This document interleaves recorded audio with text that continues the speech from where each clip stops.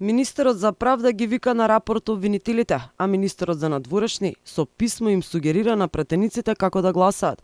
Има ли Македонија вистинска подолба на власта?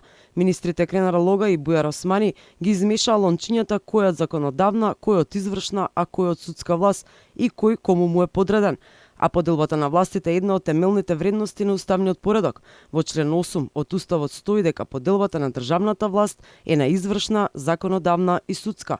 Но министерот Бујар Османи заборави дека тој е избран од страна на пратениците, па им напиша писмо како да гласаат за подобра и европска Македонија во пресред на седницата за уставните измени. Во уставот прецизно стои, владата, а и министрите одговараат пред собранието, а не обратно како што мисли Османи.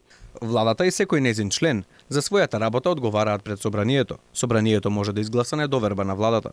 Лога, иако е министер и дел од извршната власт, тој како да е обвинител ги викна државниот обвинител Јовевски и првиот човек на организиран криминал Абази да разговараат за истрагата во модуларната болница во Тетово, иако во уставот јасно стои за работата на обвинителите. Јавното обвинителство е единствен и самостоен државен орган кој ги гони сторителите на кривични дела и на други со закон утврдени казневи дела и врши и други работи утврдени со закон. Јавното обвинителство ги врши своите функции врз основа и во рамките на уставот и закон. Јавниот обвинител го именува и разрешува собранието за време од 6 години. Речи се секој извештај на меѓународните заедници на невладините нотира дека извршната власт става рака врз судската, а собранието не ја врши функцијата на контролор на владата, туку на послушник.